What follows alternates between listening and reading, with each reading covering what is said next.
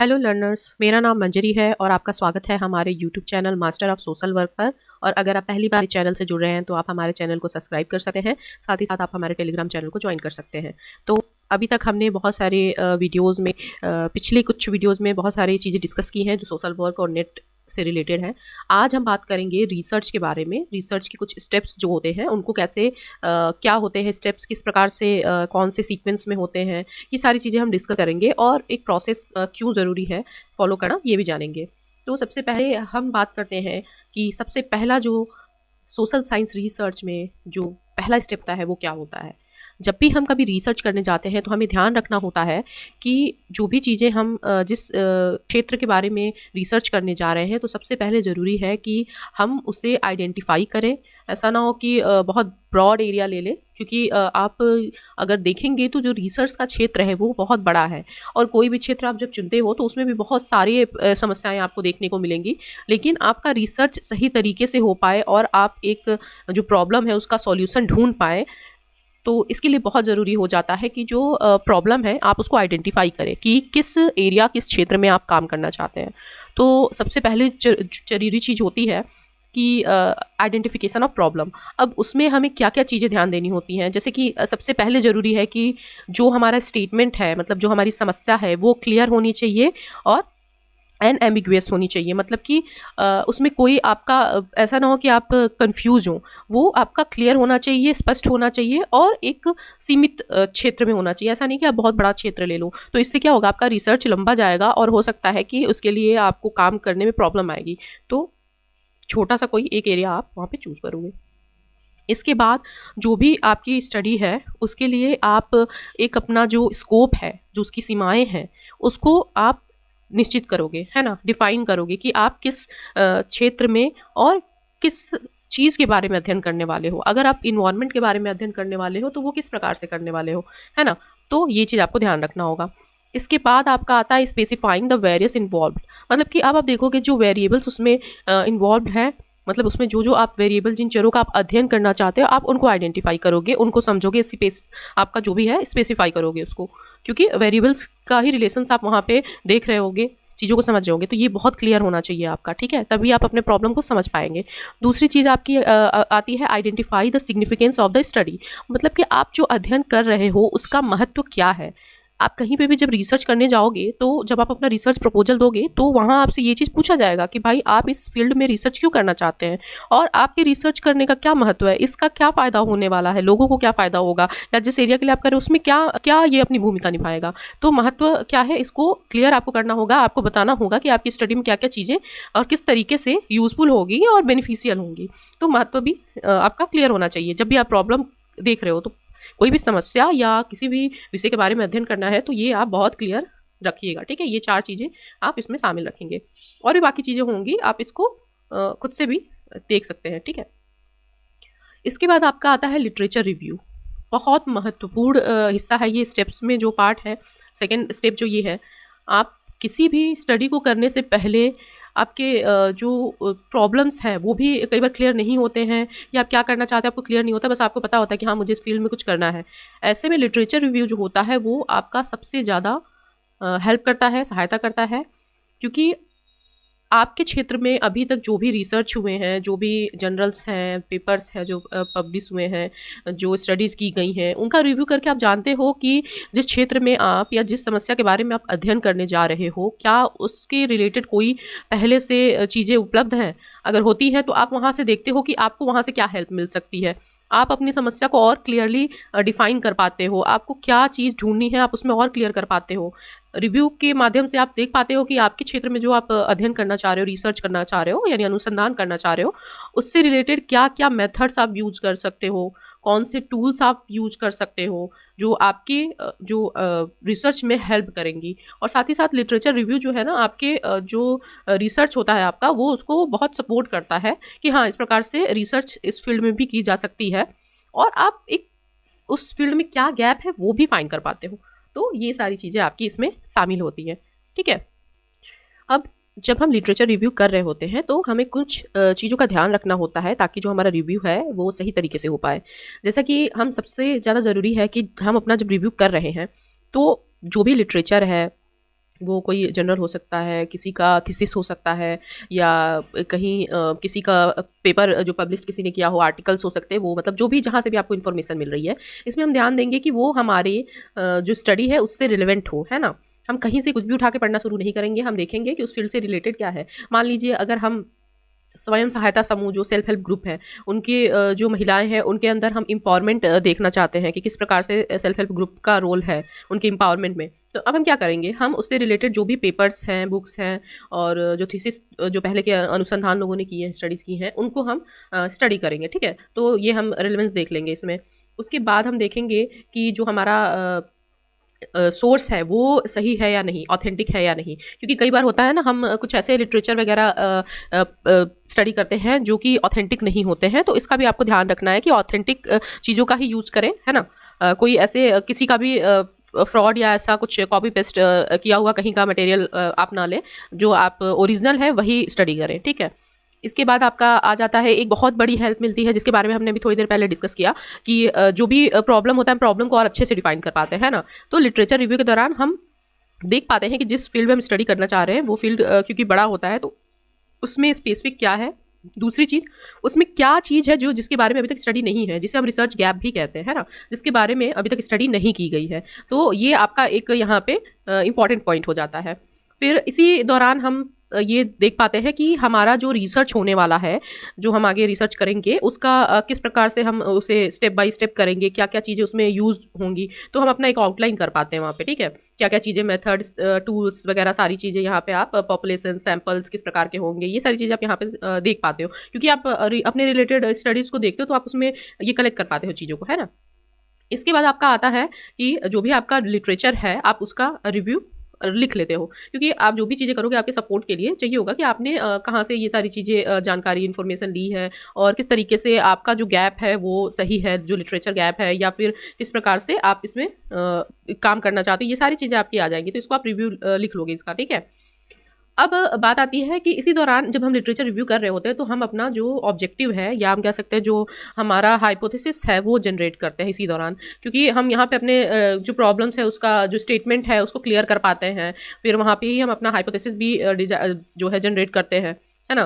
आपने अगर खुद से थोड़ा सा भी पढ़ा होगा तो आपको पता होगा कि नल हाइपोथेसिस होती है, अल्टरनेटिव हाइपोथेसिस होती है, और भी ऐसे कुछ हाइपोथेसिस होती है, ठीक है। तो यहाँ पे हम अपना एक ऑब्जेक्टिव क्लियर डिफाइन कर लेंगे।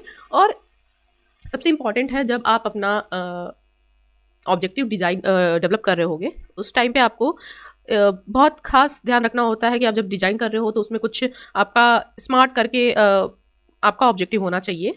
इसका एक फुल फॉर्म है, यहाँ पे हम स्मार्ट को अगर समझे तो यहाँ पे जो एस है वो रिप्रेजेंट करता है स्पेसिफिक को, मतलब विशेष रूप से आपका जो ऑब्जेक्टिव होना चाहिए वो विशेष होना चाहिए, कोई जनरल ऐसे स्टेटमेंट नहीं होना चाहिए, वो क्लियरली लिखा हुआ होना चाहिए, डिफाइन होना चाहिए कि आप करना क्या चाहते हो, है ना। दूसरी चीज़, वो मेजरेबल होनी चाहिए। आप कोई ऐसी हाइपोथेसिस मत बना लो कि जिसको आप मतलब कि आप मेजर ही ना कर पाओ। तो ऐसा हो कि आप उस पर टूल्स या जो भी चीज़ें हैं यूज़ करके आप उसे मेजर कर पाओ, ये बहुत ज़रूरी हो जाता है।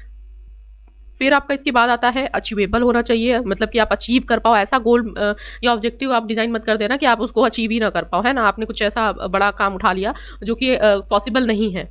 और रिसर्च का जो आपका बहुत ज़रूरी है कि आपकी चीज़ें क्लियरली डिफाइन होनी चाहिए, क्या करना है क्या नहीं करना है। आप किसी बड़ी सी भीड़ को लेकर नहीं चल सकते हो, तो हमेशा क्लियर और अचीवेबल आपका ऑब्जेक्टिव होना चाहिए। फिर रियलिस्टिक होना चाहिए, कोई हवाई बातें ना हो, जो रियलिस्टिक हो, जो प्रैक्टिकल हो, आपको वो करना है, ठीक है।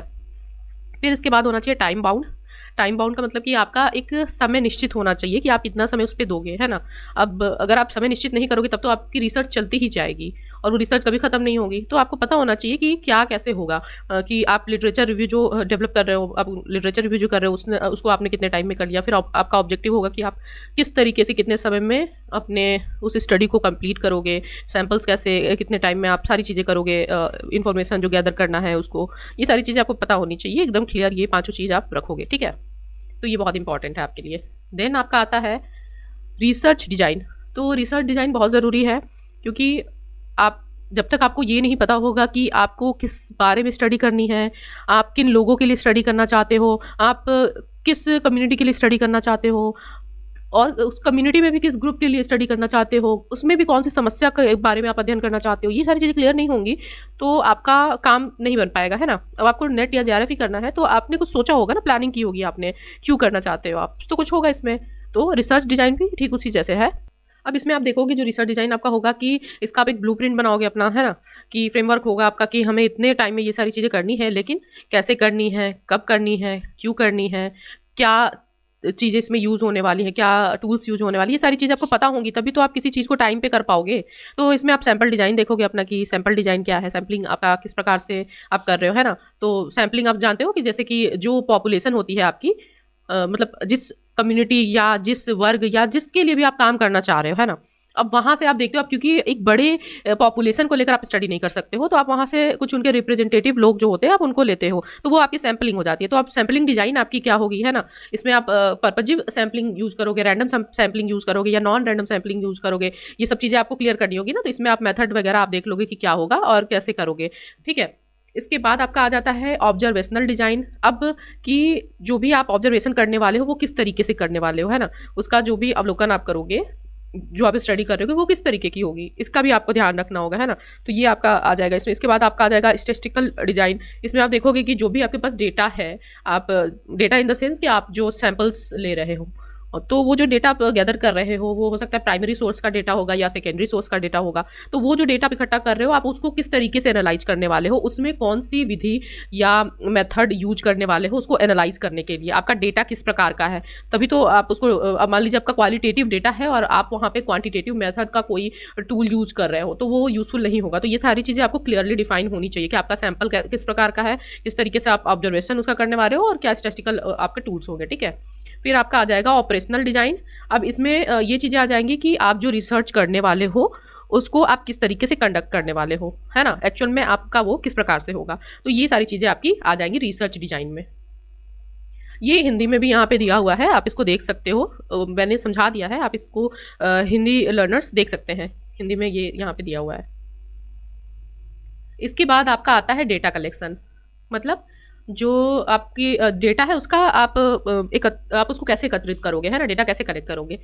तो डेटा कलेक्ट करने के लिए हमने, जैसे हम जानते हैं कि डेटा दो प्रकार के होते हैं, एक प्राइमरी सोर्स ऑफ डेटा होता है, एक सेकेंडरी सोर्स ऑफ डेटा होता है, और उसी का मेथड्स अलग अलग होते हैं जिसको हम यूज़ करते हैं। जैसे कि प्राइमरी में वो चीज़ें आती हैं जो फर्स्ट हैंड होती हैं, है ना, फर्स्ट हैंड डेटा जो आपका होगा वो आपका आ जाएगा प्राइमरी में। और जो सेकेंड वाला होगा वो सेकेंड हैंड जो होगा, मतलब कि आप कहीं से पब्लिश, कहीं किसी ने ऑलरेडी यूज किया हुआ है, किसी और द्वारा कलेक्ट किया गया है और आप उसको यूज़ कर रहे हो। फर्स्ट हैंड में जैसे कि जो आपका रिसर्चर होगा वो खुद वो डेटा कलेक्ट कर रहा होगा, है ना। तो यहाँ पे जैसे स्टैटिस्टिकल मेथड कुछ होंगे आपके, वो उसमें आप यूज़ कर लोगे। जैसे सर्वे होता है ना, कंपनीज भी सर्वे करती हैं, या कोई रिसर्चर है वो अपने लिए डेटा कलेक्ट करने जा रहा है तो वो सर्वे मेथड यूज़ करेगा। इसके बाद पोल्स होता है, आप देखते हो ना, आपके आजकल सोशल मीडिया पे भी आपको पोल्स आते हैं, यूट्यूब वगैरह पे आप जब देखते हो तो पोल्स देता है किसी ब्रांड के बारे में या कुछ भी, तो आप वहाँ पे पोल्स करते हो, तो वहाँ से जो प्राइमरी डेटा मिल रहा है। इसके अलावा इंटरव्यू होता है, इंटरव्यू के माध्यम से जो साक्षात्कार होता है उसके माध्यम से प्राइमरी सोर्स का डेटा एकत्रित किया जाता है ना। ये फेस टू फेस आप अधिकतर देखते हो कि डेटा कलेक्शन के टाइम पे ये चीज़ आपको देखेंगी, या टेलीफोनिक, मतलब इसके भी अलग अलग टाइप्स है। फिर इसके बाद आपका आता है डेल्फी टेक्निक।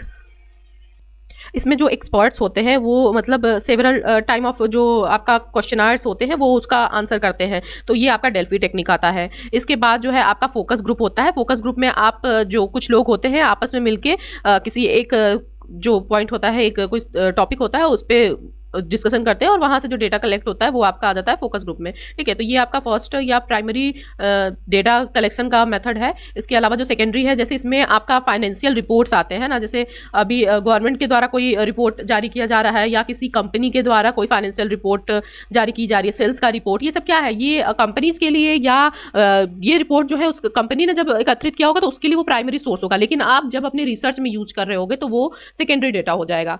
ठीक इसी प्रकार से गवर्नमेंट की जो रिपोर्ट होती है, जारी होती है, हम देखते हैं ना कि जो भी रिपोर्ट्स आती है तो गवर्नमेंट के लिए वो पहली रिपोर्ट है तो वो प्राइमरी डेटा उनके लिए होगा। बट हम अगर अपने रिसर्च में यूज कर रहे हैं कि सेल्फ हेल्प ग्रुप की सहायता से एम्पावरमेंट का लेवल क्या बढ़ा है, तो गवर्नमेंट ने कुछ अपने आंकड़े जो है वो प्रस्तुत किए हैं तो उनके लिए वो फर्स्ट हो गया, और हमने अपने सपोर्ट के लिए यूज किया अपने रिसर्च में तो वो सेकेंडरी हो गया। ठीक इसी प्रकार से विजन स्टेटमेंट, इंटरनेट जो है उसके माध्यम से भी लोग, इंटरनेट के माध्यम से आप जो वेबसाइट से डेटा कलेक्ट करते हो, यूज करते हो, ये सब क्या हो गया, आपका सारा डेटा हो गया। तो ये हमारा डेटा कलेक्शन का मेथड हो जाता है। इसके बाद जब हम डेटा कलेक्ट कर लेते हैं तो सिर्फ डेटा कलेक्ट करना तो हमारा काम नहीं है, उस डेटा को एनालाइज भी करना पड़ेगा, है ना। उसको समझना पड़ेगा कि डेटा किस प्रकार से है, जो डेटा मिला है उसको हम सबसे पहले तो हम उसको व्यवस्थित करेंगे, क्योंकि हो सकता है कि कुछ डेटा इस प्रकार में होगा जिसको हमें करेक्ट करना पड़ेगा। कई बार होता है ना कि क्वेश्चनर्स में लोगों द्वारा जो लैंग्वेज में कुछ चीज़ ऐसी उन्होंने भरी होती नहीं समझ आती है, या फिर कुछ चीज़ें गड़बड़ होती है, तो हम उसको पहले सही फॉर्म में करेंगे, कलेक्ट करेंगे, उसको एक सही तरीके से व्यवस्थित करेंगे ताकि हम उसको अच्छे से एनालाइज कर पाएँ, उसको एग्जामिन कर पाएँ। इसके लिए बहुत ज़रूरी है। तो ये सारी चीज़ें हम करेंगे, उसको सही व्यवस्थित रूप से ढंग से करके उसके बाद एनालाइज करेंगे, जो भी मेथड्स हम यूज करेंगे अपना जो हमने डिसाइड किया होता है। उसके बाद जो भी डेटा हमारे पास आता है, उसका जो रिजल्ट फाइंडिंग्स जो आता है उसको हम एक्सप्लेन करेंगे, क्योंकि सिर्फ डेटा प्रेजेंट कर देने से किसी को चीज़ें समझ में नहीं आएंगी, और हमें अपनी रिसर्च को ऐसा बनाना होता है कि वो अगर कोई आम व्यक्ति भी जिसने कोई स्टैटिस्टिकल चीज़ें नहीं पढ़ी हैं, उसे भी अगर उस चीज़ के बारे में जानकारी लेनी हो तो उसे भी समझ में आए। तो इसके लिए हम इस चीज़ों को एक्सप्लेन करेंगे कि किसी भी वेरिएबल का क्या रिलेशन रहा है, जो डेटा हमारे पास आया है उससे क्या चीज़ें निकली है, वो हम एक्सप्लेन कर देंगे, ठीक है। इसके बाद जो भी चीज़ें हमारे पास फाइंडिंग्स आई हैं उनको हम देखेंगे कि वो जनरलाइज हो रही हैं या नहीं, क्योंकि देखिए जब भी रिसर्च हम करते हैं तो हम ऐसा नहीं है कि ये किसी एक या दो पर्सन के लिए कर रहे हैं हम, क्योंकि एक मास बेटरमेंट के लिए वो काम कर रहे हैं ना, ताकि ज़्यादा से ज़्यादा लोग को बेनिफिट मिल सके।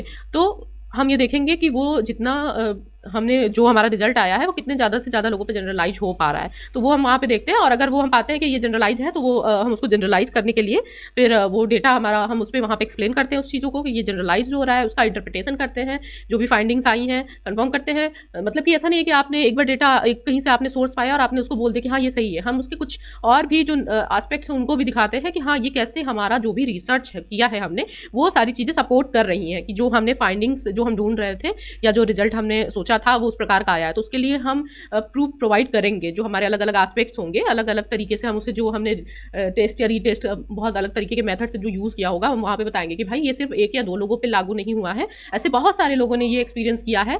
तो ये हम कह सकते हैं कि ये मतलब ज़्यादा से ज़्यादा लोगों को ऐसी टाइप की चीज़ें फील होती हैं, तो वो यहाँ पे आप कर दोगे। इसके बाद जो भी जनरलाइजेशन आपका हो गया, इंटरप्रिटेशन हो गया, ये सारी चीज़ें आप ऐसे तो किसी को समझा नहीं सकते हो, तो इसके लिए ज़रूरी है कि आप एक रिपोर्ट तैयार करो। तो रिपोर्ट के माध्यम से कि जो भी चीज़ें हैं, आपने जो भी स्टेप्स अभी तक फॉलो किए हैं, आप उनको अच्छे से एक डॉक्यूमेंट फॉर्म में सब कुछ मेंशन कर दोगे। वो आपके कुछ स्टेप्स होंगे उसको भी आपको फॉलो करना होगा, उसमें सारी चीज़ों को आप लिख देते हो, तो ये आपका पूरा स्टेप कंप्लीट हो जाता है। तो ये सारी स्टेप्स हैं, इनको आप अच्छे से समझ लीजिएगा, एनालाइज कर लीजिएगा, क्योंकि देखिए ये सिर्फ आपका एग्जाम क्वालिफाई करने में हेल्प नहीं करेगा। इन फ्यूचर जब आप पीएचडी कर रहे होगे, रिसर्च कर रहे होगे, तो वहाँ पे भी ये आपके लिए हेल्पफुल होगा, क्योंकि आपको ये सारे स्टेप्स कंटिन्यू करके ही आगे बढ़ना होगा। तो आपको हमारा ये वीडियो कैसा लगा, आप अपना कमेंट जरूर दें, और साथ ही साथ अगर आपको हमारा ये वीडियो अच्छा लगा तो लाइक करिए एंड अपने फ्रेंड्स के साथ शेयर भी करिए। एंड अगर आप तक अभी तक आपने चैनल को सब्सक्राइब नहीं किया तो चैनल को सब्सक्राइब कर दीजिए। Thank you so much for watching.